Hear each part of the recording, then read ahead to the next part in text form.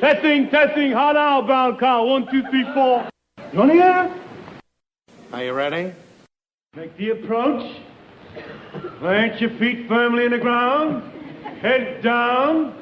Eyes on the ball. Relax. That's it. Get your left arm straight.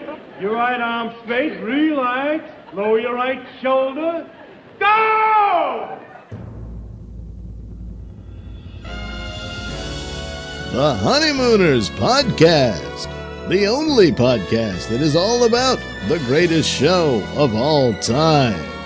With the stars, Joe Conti and Louis Fatts.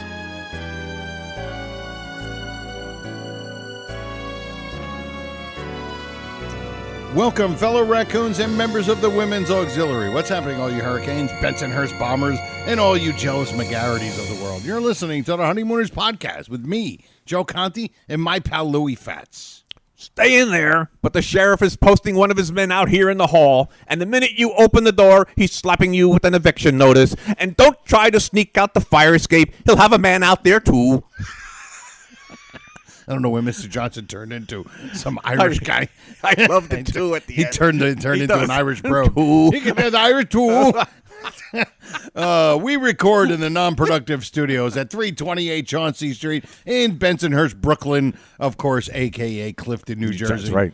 Subscribe to the show wherever you get your podcasts, and if you're on iTunes, give us a 5-star rating and leave a positive review because we will read them on the air. Yeah. Our home base is non-productive.com/honeymooners. So if you want to go there to listen, don't forget to like our Honeymooners Podcast Facebook page. We're on Twitter at Honeymooner1.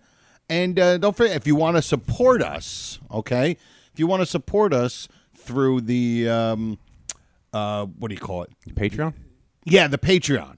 You just go to Patreon. You go to our web, you go to non-productive.com and go to any of the episodes, and then you can click down and you can actually see our Patreon. And I suppose I can put you down for the usual buck. And you can, put in a buck or two or whatever you want to do. Sorry, that's why I was stalling. I forgot where I put it. So if you want to support the show, any little bit, stalling tactics. Beats dead air. Yes, of course. Right. We've been known for it too in the past. Actually, dead air would have been better than that. Yeah, really. Yeah. And if you want to leave us a voicemail, call 240-442-2635 and email us at bangzoom1956 at Gmail. What's going on, Lou? Joe, number 83. 83. Now, very good. Tough number. There's a couple 83s, but I got one guy. Jerome Barkham from the 1983. No, I remember. I used to like Jerome Barkham, but it's not. This isn't the guy. Okay, sorry. Ted the Mad Stork Hendricks. Oakland Raiders. Yes. Maniac. He was like a linebacker, but he was 83, right? Well, here's what happened. 6'10" or something. 6'7", 220 pounds. He originally was a defensive end. Okay, so we got his size, so they gave 83. Shula, when he was with Baltimore, when Ted Hendricks was drafted by Baltimore before he went to the Raiders. Oh, I didn't know that. Yeah, he was with Baltimore, and he switched him to linebacker. So obviously he's already got the 83. Oh, okay. So that's what happened. So, so he's born in Guatemala. Is he really? Yes. Ted Hendrickson? Hendricks. I thought it was Hendrickson. No, Hendricks. Oh, my God. Well, his What'd they father do? worked, Take one look at him and threw him out? They were like, what is this red-haired curly guy? Get him out. 6'7". He'll never be able to reach the stuff that we got to pick. Biggest, it's like 3 Guatemalans added up to 6'7". Yeah, his father worked, was American, worked for a company down in Guatemala. His mother was Guatemalan. Okay. Of Italian descent. Oh, okay. She was actually Italian, but a Guatemalan. Okay. But he grew up in Florida. So, new Hall of Fame, nice. Super Bowl, four times. 3 with Oakland and 1 with Baltimore.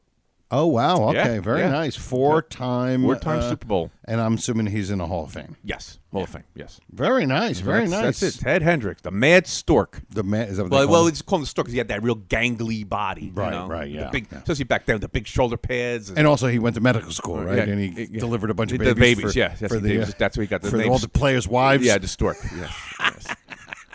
All right. Before we get started, we have to talk about our wonderful sponsor. And our sponsor is SilkCityHotSauce.com. Yes. All right. Get yourself some great hot sauce. And what you do, I mean, listen, what you do is you go to the checkout counter when you go to SilkCityHotSauce.com and you put in RX in the coupon code and you get yourself 15% percentage off of your order, and you will get a free bottle. Cherry Sriracha. I'm sorry, sir. I couldn't think of the word. All right. It's so stupid. That's great. I wait for that. Yeah. And cherry sriracha, but cherry sriracha, it's great. Yes. It's healthy for you, especially if you've been. I've been putting on a little weight lately.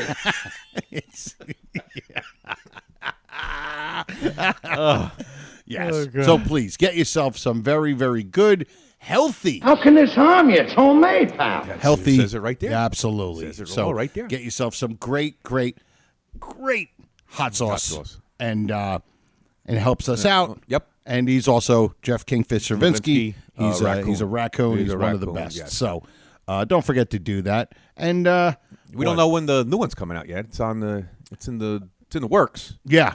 I guess he's got all the bottles up in a warehouse in the Bronx. He's got to get it. He's got to get him out of there. Get him out of there. Yeah. Unbelievable.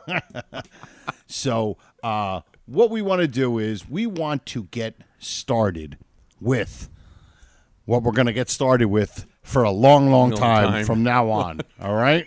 Long time. Shame. And here it is.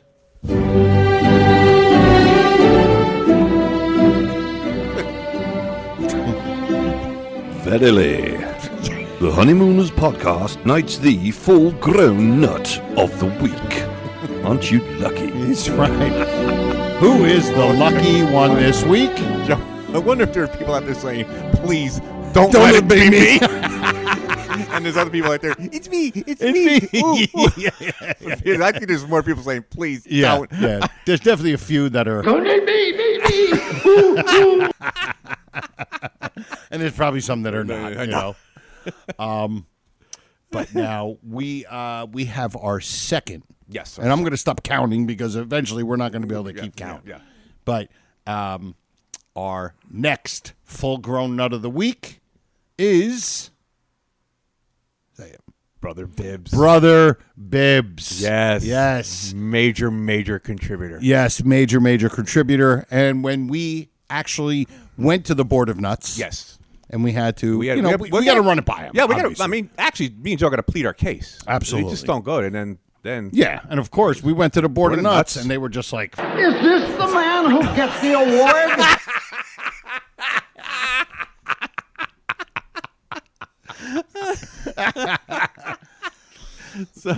yes. Dusty out in that hall. Dusty out in that hall.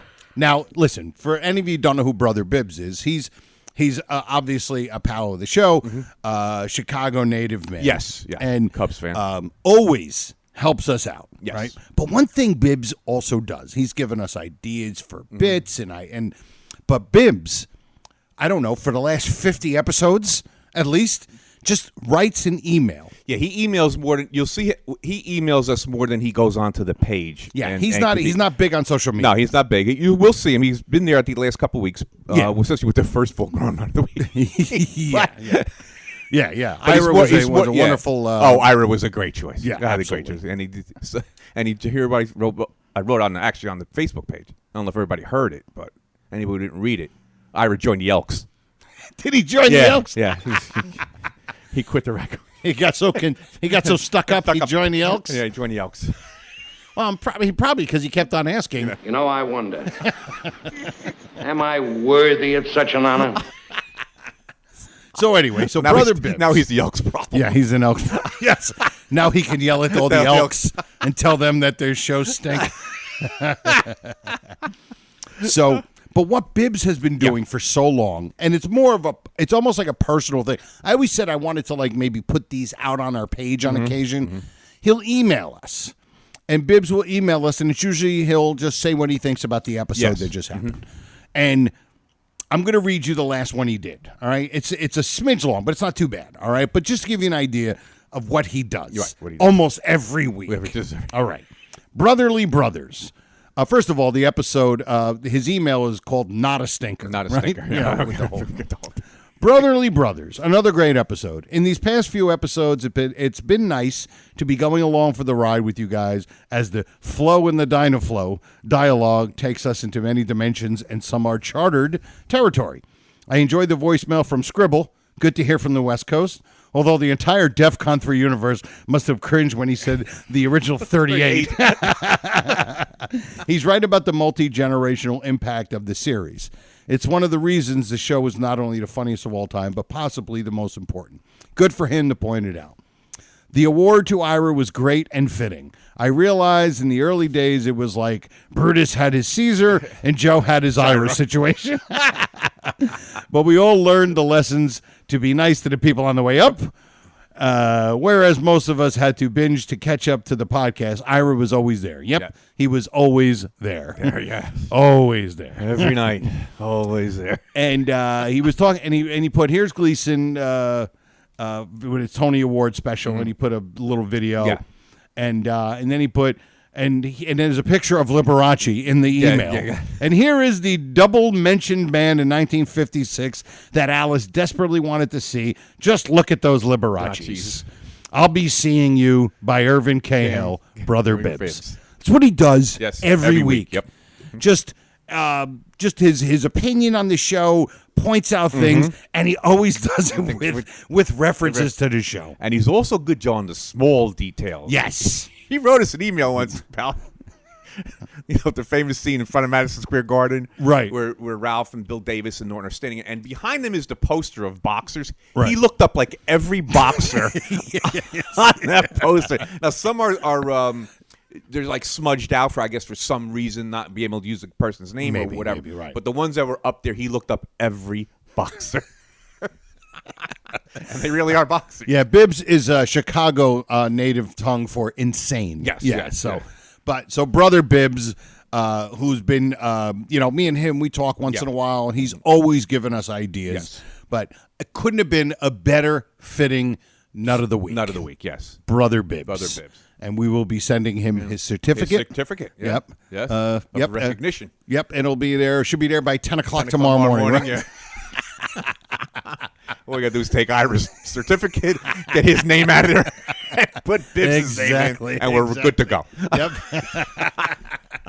Pass me that used certificate over there. It's going to make its rounds. And a lot of people out there going like, ooh, I'm glad it wasn't me. Yeah. Because I didn't tell. Bibbs has no idea. No, he don't know. He's only going to know now that we're telling him. Yeah, we got that idea from the Academy Awards. We don't tell people. We don't say anything. Even the Board of Nuts. Yeah, the Board of Nuts had no idea. To secrecy. Beautiful. So, thank you, Brother Bibbs. Brother Bibbs, deserving. Very deserving. Very, very well worth it. Yes. All right. So, we're going to get going now. We are going to go into, it's it's one of our favorite intros, which is almost all of our intros. But it's, where is it? Okay. Some more dead air. More dead air. I can I'll do my Mr. Johnson again. Where and don't try to sneak out on the fire escape. You'll have a man out there too. I don't know. The flubs. I'm giving it up. I'm looking for the flubs. Where I don't see where the actual flub is. The one and done. There we go. Trivia. What's that sound? I'll have to make an adjustment here on the fly. I'm going to have to. All right. I think I found it. All right. Here we go. All right, we're good to go. Yes. And now, the Honeymooners podcast presents... It's not in the top hand drawer! The Flub of the Week. Haven't heard that in a while. Beautiful thing. Yes. Okay, so our Flub of the Week actually came from, we were looking for something else. As usual. And that's where most of our material comes from. Yeah. Looking for something else. And so it came to, and we're going to actually do this second part where this is where we got it from. And it's from Something Fishing. Yep. And here we go. Very simple. We'll call him up on the phone and tell him to meet us in front of the house at 4 o'clock. You make the phone calls and use an outside phone. Yeah. Now, remember, When you're coming down tomorrow morning, be careful not to wake up Trixie or we're dead. Don't you worry about the thing. Hey, wait a minute. Don't you want that package you put in my icebox? Ooh, thanks. We're letting it go a little bit. Yeah. I'm glad you reminded me about this, boy. We'd be in pretty bad shape tomorrow if I didn't bring this. What is it? Worms! You put worms in my icebox? Get out! All right. So it's a very small flub. Yeah. And I didn't notice it until I was getting this clip for something else. Yeah. And when Norton says we'd be in pretty bad shape, but he says shipe. Yeah. And we're trying to figure out like what was the right? ipe- Because ipe- it's almost ipe like part of it. It almost reminds me of the president saying a little bit of last chime, but that it's we knew. chance and time. Chance and time, which Absolutely. makes sense. Either Right. one would have fit. Absolutely. The line. So you understand the spooner, the mixing of the two words Yes, together. mixing the two words together. But with this, it's like, what was he? Trying to Did he? say- yeah, yeah. there's I don't think nothing- he got ahead of himself. No, I don't. Shipe. Shipe. I don't know. I don't know. I'm gonna just get to. I'll be right where. It Bad is. shape tomorrow if I didn't bring this. About this, boy, we'd be in pretty bad shape tomorrow if I didn't bring this. I don't know. I don't know what it would be. I can't understand. It doesn't. We'll be in pretty bad shape Shipe. tomorrow. I Right? He just says we'll be in pretty bad shape. obviously shape and right tomorrow. Tomorrow if I didn't bring this. What is it? If I didn't bring this, I don't know. I don't know. Like, usually you can understand what happens. well, It's a spoonerism, or they're getting ahead of themselves and Yeah. they're thinking of the word ahead. But it's just Like time We'll and be- time and chance. time and chance. It's a perfect example. Perfect example. But- Either word would have worked. Absolutely. And it would, nobody would ever notice. Nope. But this, we were having a hard time. Like, what is shipe? What is shape? What would Should be a new word. We yeah, should but be able what to would be the other word? That's what I'm saying. That's what we're trying to. We don't know. We'd that, be in pretty bad shape. Shape. We'd be in pretty Shape, bad we know. trouble. No, I we know, wouldn't but be. it's not shape. No, that's what I'm trying to figure out. I don't know. And look, the reason why we love to critique these is because they were all so good that it wasn't just somebody who just didn't know what they were doing. Yeah. These were just they were pristine actors. Oh, God. And even when they made a mistake, you knew why they were making a mistake. Yeah. You understood it. Yep. This one I don't understand. This one we don't understand. I can't make out. I can't even substitute another word in there for shape. Nope. Maybe somebody out there in Raccoondom can. Yeah, maybe. But I mean, you guys have been good last Yeah. couple weeks, chiming in. Like this new word. People even write us with the word chime. Chime, I know. It's so funny. It's great, like a new vocabulary. Chime. Chime. Maybe we'll ask them if anybody understands. If anybody what understands, it, like, what, what do you think? do you think it could be? So Because- the word is shape, and he says shipe. Right. So we don't know what that ipe comes in. Yeah, Like what would be the other We would word? be in pretty bad shape. Shape. Not pretty bad time. No, we- yeah, no. time. No, I don't, Yeah. I don't know. You know what? We'll put it out Throw there. it out there. There you go. Absolutely. Anybody thinks they have an idea of what he was trying to say, Mm-hmm. or he just messed the word up. Maybe he just messed it up. He just. But stumbled. I always Maybe use Douglas. that as Maybe he Douglas. he it. Douglas it. But he wasn't even like stumbling beforehand. No, you know how we no. always say, Yeah, you stumble before into- somebody like falls, they Faberge- stumble. Yeah, like Fabersham. Fabersham stumbling stumbling into right, and then he, Yeah. then he fell. Right. All right. Well, listen, that's just what we wanted to throw out there. But this is the part two. Part two of this little flub. Flub thing. is also a This flub. is Same scene? All right, it's the same scene, except we're going to go to the scene before. Previous scene, yes. Right. So if you remember when he first comes down after Ralph makes the speech, Yeah. Norton comes down, finds out that Ralph never told Alice. Alice. Right. And he got really mad, and he would say, "Oh, I'll eat my hat. Right. I'll eat your hat if Right. I don't tell." And he never tells Alice, right? Yep. And he wusses out to Alice. And then Norton leaves. Yes. And this is what he says. Next time you're ready to make a speech, will you do me a favor? Shut up. Hey, wait a minute. All right. Did you guys hear what he says after you said shut up? Now Norton turns his back, Starts to walk starts away. to walk away. And then Ralph play it again, says, yep. Listen to after he says, Listen to shut this. up. Just listen to Ralph. Next time you're ready to make a speech, will you do me a favor?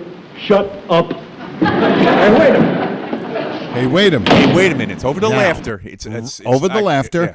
Now, hey, wait a minute. Now, you probably, look, a lot of you already know where we're going with this, but for anybody that doesn't know, you would think, well, if the character said, hey, wait a minute, why wouldn't the other character stop Stop. to say, oh, what? What? Or whatever. Yeah, like, Because- what now? What do you got now? Right. And if you listen, and now we're going to play the scene. Now Ed comes back. Yep. And now they figured out the scheme of saying, hey, listen, we're going to come at 4 in the 4. morning instead of 6.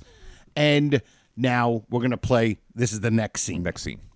Very simple. We'll call them up on the phone and tell them to meet us in front of the house at 4 o'clock. You make the phone calls and use an outside phone. Yeah. Now, remember, when you're coming down tomorrow morning, be careful not to wake up Trixie or we're dead. Don't you worry about the thing. Hey, wait a minute. Don't you want that package you put in my icebox? Oh, Thanks. there you go. That's it. Hold on. I'm glad you reminded me about this, boy. We'd be in pretty bad shape tomorrow if I didn't bring this. What is it? Worms! You put worms in my icebox? Get out!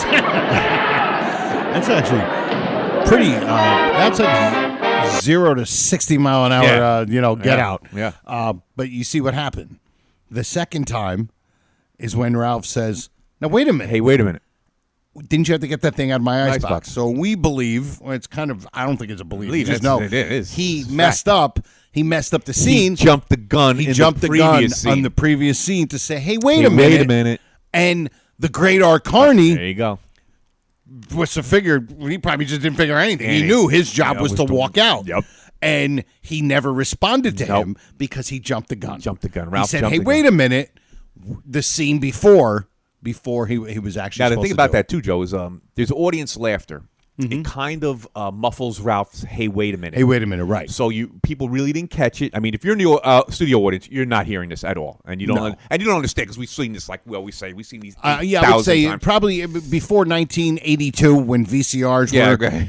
invented and people could watch it. Yeah. Nobody ever knew. Nobody ever knows. No. But Norton, like you said, the professional, of course, kept on walking. I don't even know if he heard it He might not have heard it because of the audience laughter. because of the audience laughter, So, right?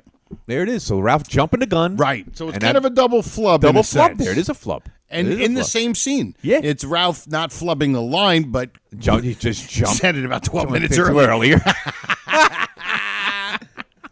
But yeah, so it was kind of cool to see that he did that, and Art Carney continued Continue to keep on walking. because he knew He knows. Oh, he knows.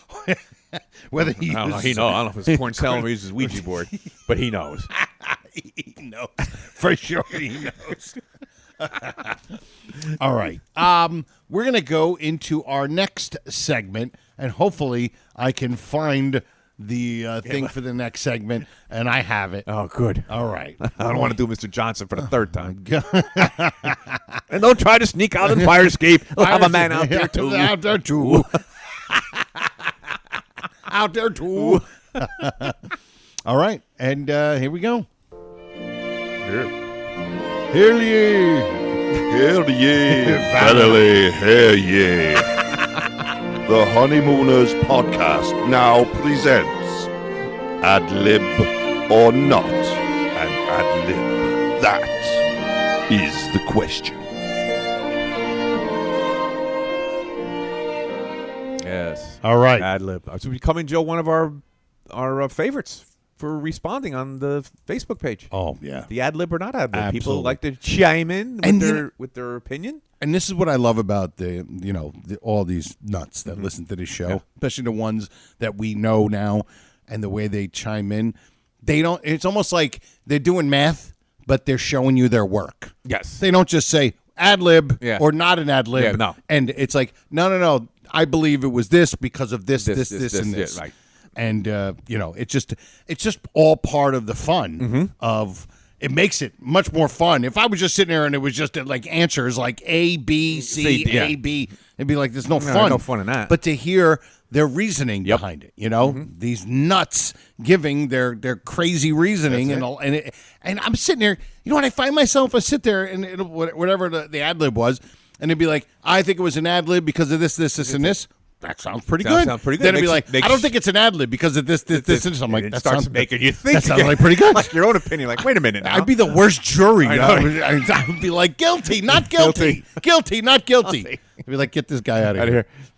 So our ad lib is from Matter of Life, Matter and, of Life Death. and Death. And it's a quick one. Yep. And it's when Ralph faints. And Ed walks in and he thinks he died. And it's quick. It is. 6 months. He didn't last the 6 months. The poor little kid. The poor little fat kid. So this is an interesting one because at first glance, it's the poor little fat kid. No, it's a poor little kid. But he's poor little kid. The poor little kid. And then it's the poor little fat kid. So at first glance, my initial thing is, no, not an ad lib. No. It's got to be written in. But when you start to listen, you're like, could it be? Could it be? Because from right after that, he walks over and grabs the pants. Never again. He does the never again thing with the socks and the cap and the pants. And the pants when he opens the pants up, these little pants. Yeah.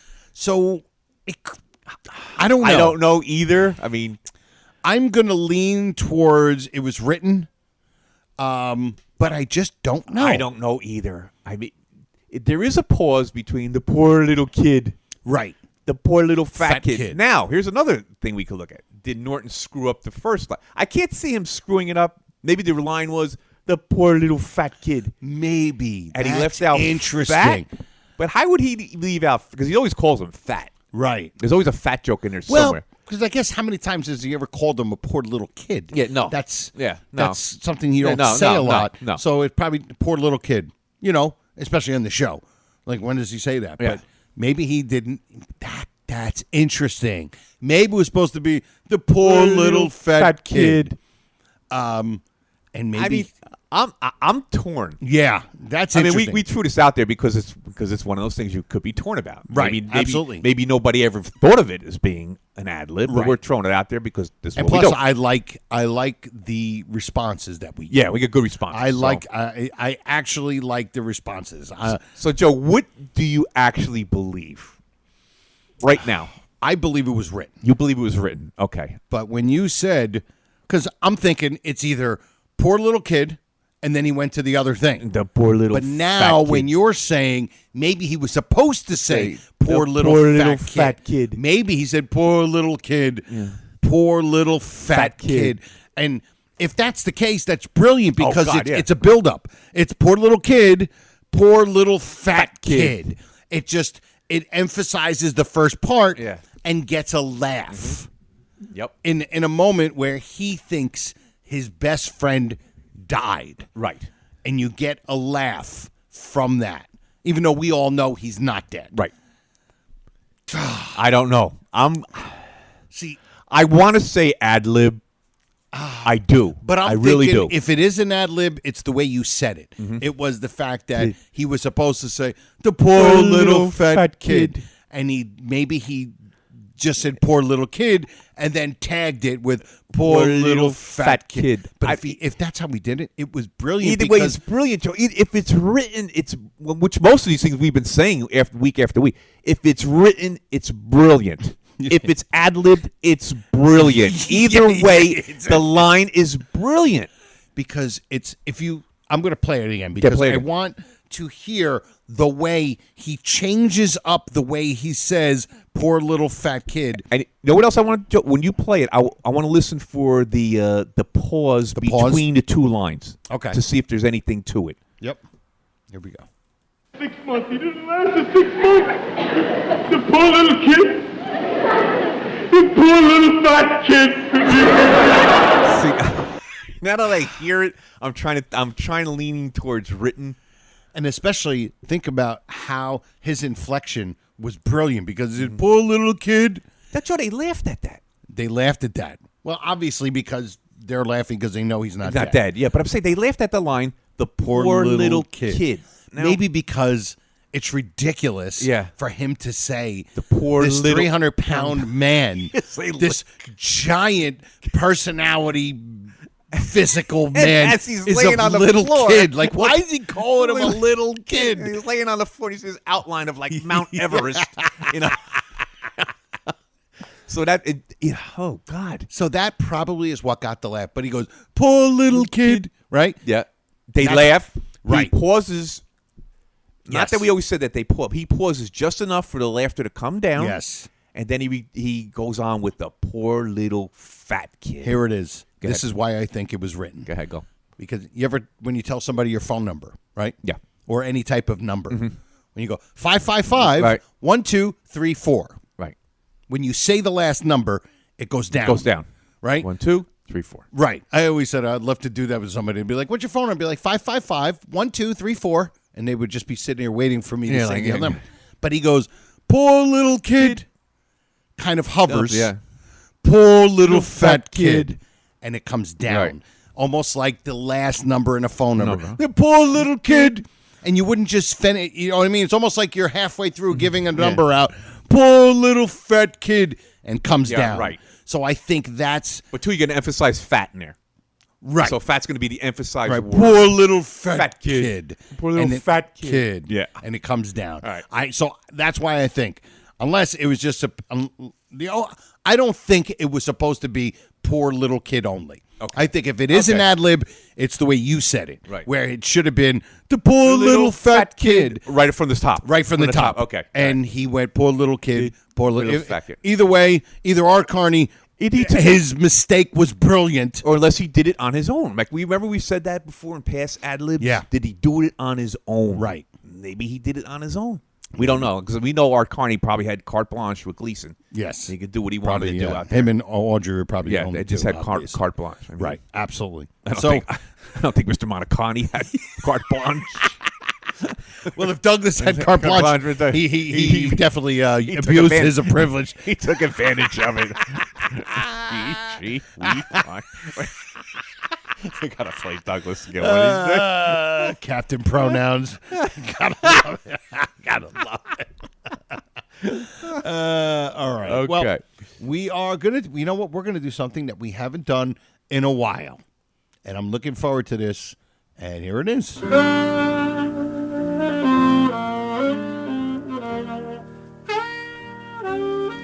The Honeymooners podcast presents Whatever Happened To. The boys go deep into their shallow minds and try to imagine what would have happened to certain situations in the show if the episode had a to be continued or a part 2.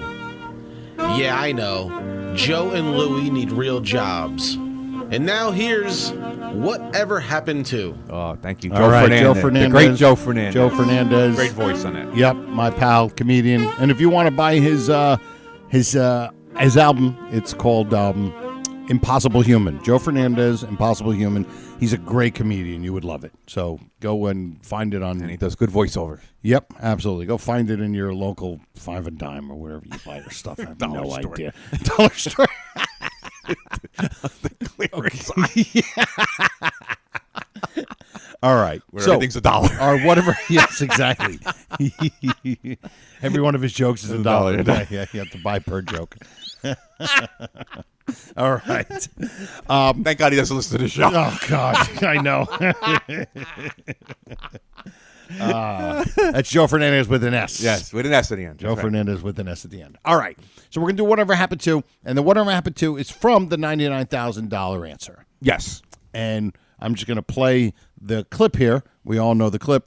It's when he's back on for the second time to start on his way to the $99,000. Forge straight ahead. Forge straight ahead. Into the $99,000. Yeah, and we all know what happens. I see. Well, that's quite a decision. I guess you really know your popular songs. Well, I don't like this. All right, Mr. Cramden, I wish you a lot of luck, and here's your first question for $100. Are you ready? I certainly am. All right, Mr. Cramden, for $100, who is the composer of Swanee River?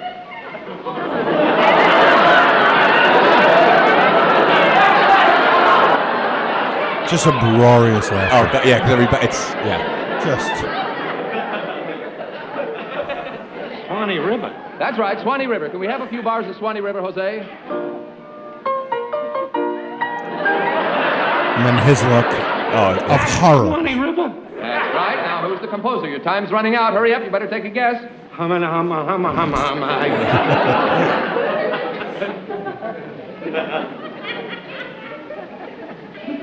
Ed Norton. Oh,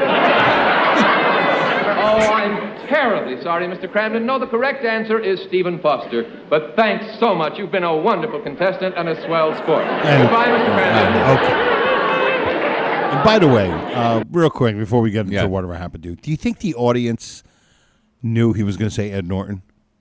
Oh, good question. I was wondering about that. I don't think so. I don't. Because they laugh pretty hard. They're laughing because they know the song. Obviously, it's been played 100 times, Right. and they know the situation. Absolutely. I don't think they see him stumbling with the blank stare on his face. Right. I don't think they expect him to say Ed Norton. Yeah. I just thought him just a humana, and Yeah, he and just then doesn't it get would it. do, we lost. Right. Yeah. But for him, your to, time has run out, Mr. for him to say Ed Ed Norton. Norton. And it's one of those iconic lines. Yes, that, yes. I would even say DEFCON 2s know that. Yeah, you they know do. what I mean? Yes, Without yeah. a doubt. Mm-hmm. So, the whatever happened to is, here's the question. Whatever happened to Ralph after he lost? Because here's my picture. Picture this in your head, folks, right? It's this is theater of the mind. Mm-hmm. Picture Ralph. He walks off stage. Mm-hmm. He's being ushered off the stage. And Alice is waiting for him on the side, right? And he just looks at her. And she's just got this look of utter disdain. And she's got her arms folded. And you just see him pan to her. Pan back to him, and then she just looks at him and goes, Ed Norton? Really? Ed Norton? Are you kidding me? You heard the song 1,000 times. Did not once you took a guess at what that song was? I could picture that being in a modern day sitcom. Yes. Like even, being a little bit more, edgier with material today. Of course, back then it was very straight-laced. Yeah. But could you picture Audrey Meadows with that just look of disgust? Ed Norton? Ed Norton, Ralph? Really? Do you think the man upstairs writes music? Here's nothing. The guy who works in the sewer. He's the guy that wrote that song. Really? Now, here's another thing, too. What about, after this is all over, what about the embarrassment? That's the thing, too. Ralph, because everybody knows in the neighborhood. And it's not just that. It's not just the fact that they knew, but he was being over the top being braggadocious. Yes. Be like, by tomorrow, I'm going to be on every newspaper in the country. And Ralph, there's no humility in Ralph when he gets going. No. So he must have been bragging everybody, can you imagine in that universe? Oh, yeah, and he's excessive. Everything he does is over Absolutely. the top. So imagine everybody. Now, he's got to face everybody at the Raccoon Lodge. He's got to face everybody at the bus depot. Absolutely. And everywhere he goes in Bensonhurst. Yeah, how was it there, buddy, huh? Yeah, you forged your way all the way to the top there, huh? And they'd all be saying the same thing Alice did. They'll be like, Ed Norton? Isn't that his friend? He thought his friend wrote that song. So that's the whole. It's like, what did he face after that show? Absolutely, because he was so over the top with his confidence and arrogance, which makes it even more the humility. Absolutely, even worse. Absolutely, because people look. I know the old thing. People love to chop people down. Oh God, yeah. But especially when you're putting yourself up there. When you put yourself up there and you look down at everybody, forget it. They really, they're like waiting. Like the mother-in-law. What's right then and right there. Yes. I want to see the expression on your face when you miss it.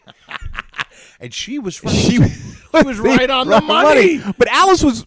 Well, would you say Alice was just being? Would you say she's being? Like cautious? Kind of cautious. Yeah, cautious, I would say. But you know what? But you're not going to go on that show and take, although $600 then is, about $6,000. But still, you're on a show. You're not going to stop there. Ralph's got this confidence. He knows like every song, every written. Right. And especially with the fact that, and you know what, he did make sense. He's like, you know what? Everybody is trying to help me, which is true. It's true. Except for you. Except for you. And I understand she was trying to help him by being sensible. Sensible. But you could still be sensible and be confident. Yeah. Ralph knows nothing about being sensible and confident. No. He doesn't know how to do and that. he was, when he said, I'm forging straight ahead, he was forging straight ahead.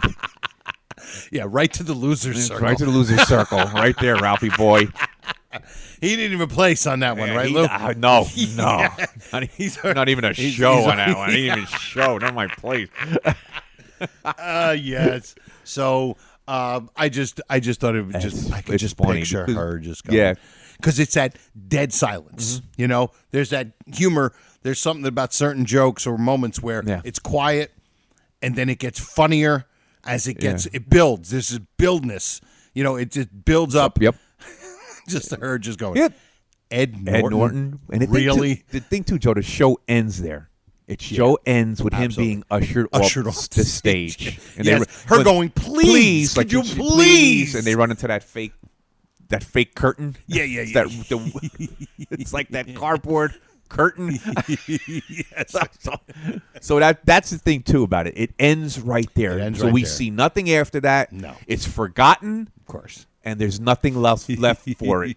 That's it. Done. That would be a Done. perfect second God. episode. Or even a following scene. Of the following scene. Just a scene. Yeah. Just a scene of frustration Yeah. on Alice's face and the humility on Ralph's face. She was like, Good. I already had the table I wanted to, you know what I mean? She was ready. She I had was ready. If you got the $600 and said, that's it, I would have bought curtains for the joint. But no. So anyway, that's it. That's I love it. That was a good one. That was a good one. Because you don't think about that. No. You don't think because it's because of the ending Of course. the show. Ends right there. It ends right there. And that's Perfect ending, obviously. Oh yeah. And you just forget about it. You just forget everything. Yep. Absolutely. Except us. Of course. 65 years later. Unbelievable. All right. Well, we're here and we're at the part of the show that is Lou's favorite part of the show, and that is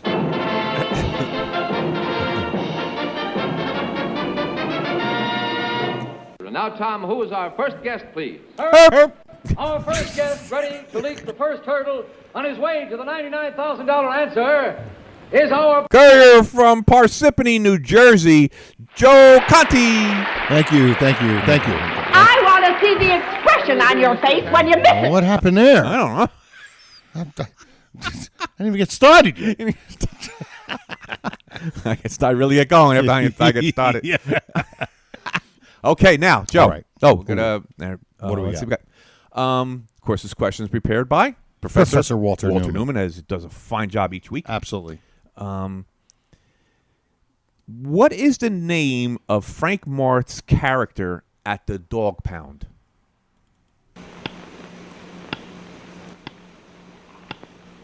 Mr. McGregor? You got it. Is it Mr. McGregor? Mr. McGregor. Very nice. Very good. And the only reason is because I just picture Freddie Muller pretending to be, an 80-year-old man. 80-year-old man with black Freddie hair. McGregor. Yeah.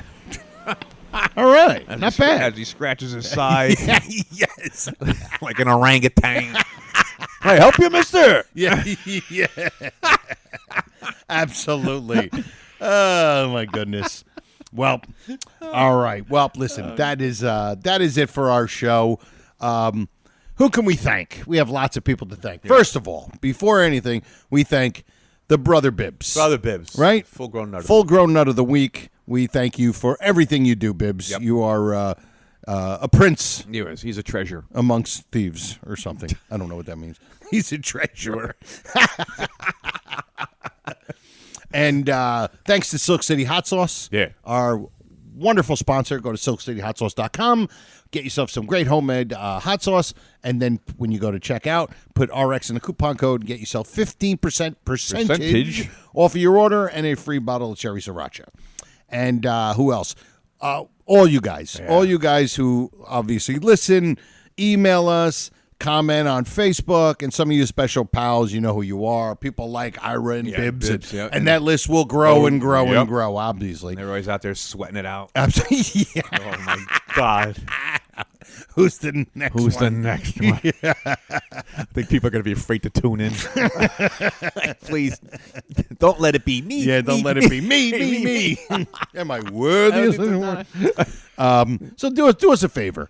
We love for this show to get out and get even more popular. Yeah. Share the links with your friends on social media, maybe some of their videos, the Honeymooners podcast videos on YouTube, the quick 4 or 5 minute videos. Share them. Let people know that about this podcast, because there are so many people that don't know about it that I believe that are DEF CON 3s that would love this show.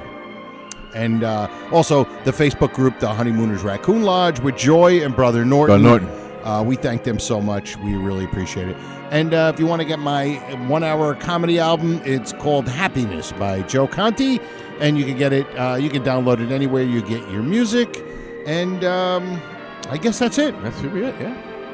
Number 83 in the books. And we'll see you next time. E pluribus raccoonum. Night all. RX.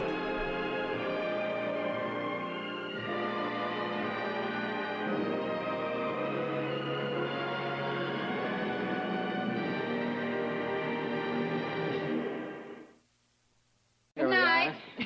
Good Thank night. you. Good night. We'll have to do this again real soon. How about tomorrow night?